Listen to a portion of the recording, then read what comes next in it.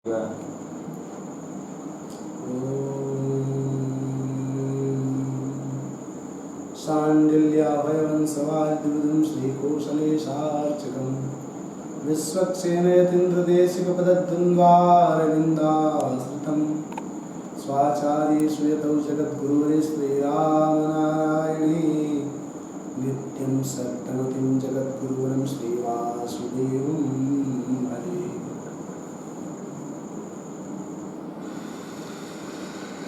ब्रह्म मुहूर्त में उठना इस जीवन के लिए एक बहुत बड़ा लाभकारी कार्य है।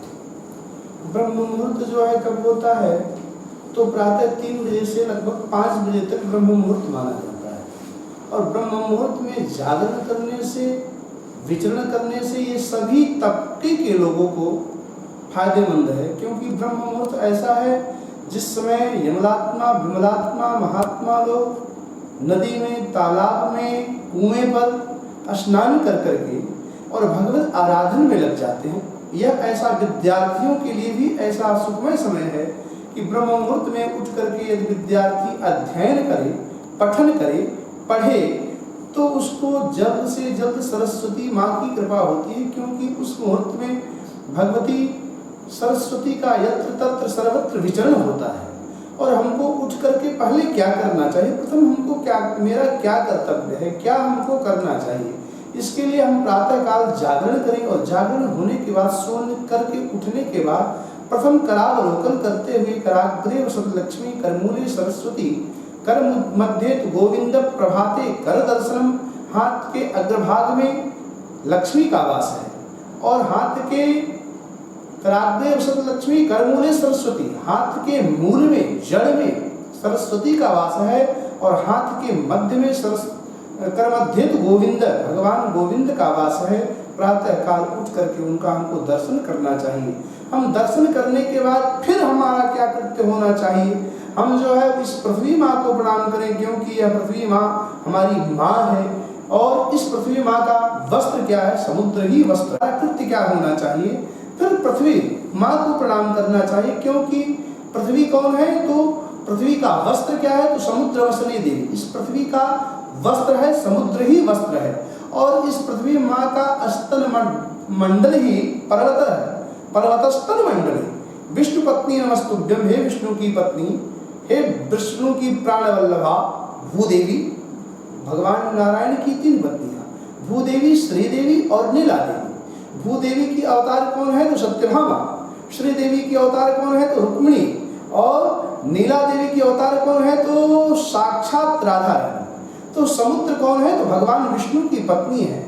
विष्णु की पत्नी का है तो भगवान ने 12 अवतार करके धारण करके पृथ्वी का उद्धार किया और पृथ्वी से जो है भगवान इस पृथ्वी के स्वामी है, भूस्वामी है, पृथ्वी के मालिक हैं भगवान और इसलिए पृथ्वी उनकी पत्नी है।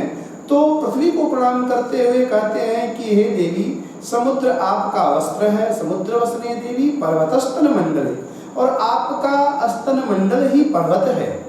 हे विष्णु की पत्नी, मैं आपके ऊपर चरण स्पर्श करने जा रहा हूँ, चरण रखने जा रहा हूँ। पाद स्पर्शम क्षमस्व विष्णु पत्नी नमस्तुभ्यं, हे विष्णु की पत्नी मैं आपको नमस्कार कर रहा हूँ, मेरे चरण के स्पर्श को आप क्षमा कीजिएगा। इसके बाद अपने से जो भी घर में श्रेष्ठ हैं उनको हम प्रणाम करें, क्योंकि नित्यम अभिवादनशीलस्य नित्यम वृद्धोपसेविनः चत्वारो तस्य वर्धन्ते आयुर्विद्या यशो बलम।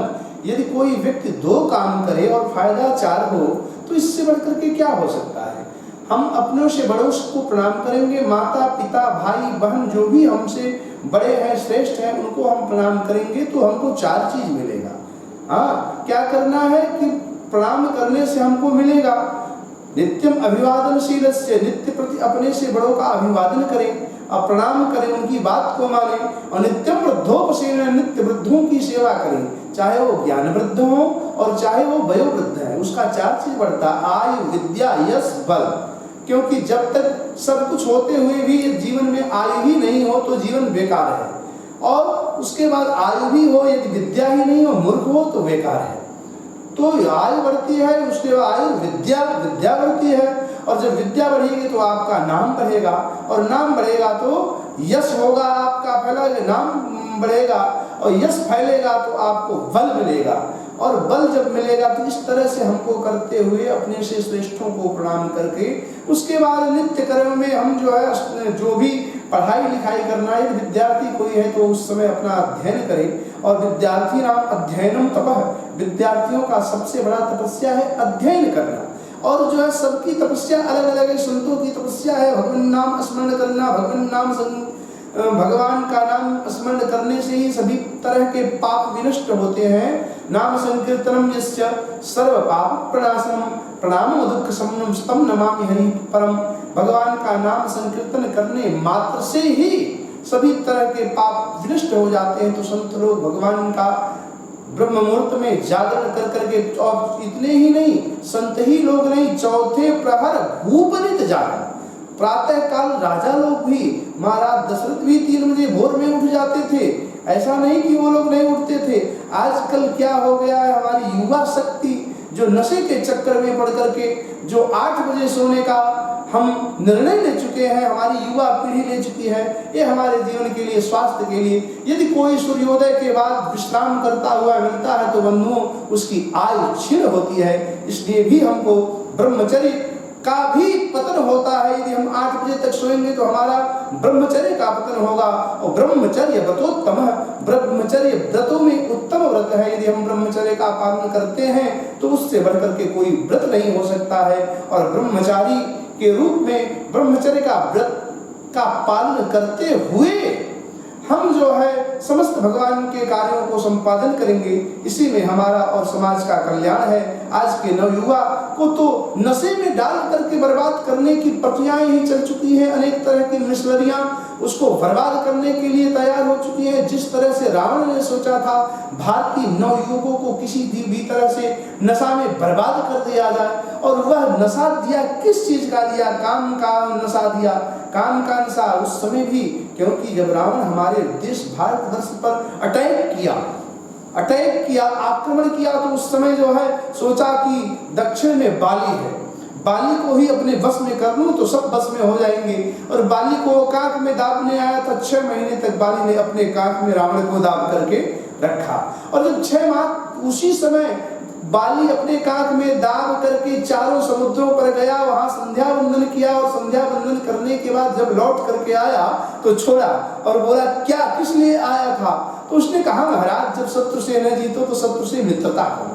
मित्रता करने का शर्त क्या रखा, बोला दारा पुत्रा ब्रह्मराष्ट्रम भोगाच्छादन भाजन, मेरी पत्नी तुम्हारी पत्नी, तुम्हारी पत्नी मेरी पत्नी।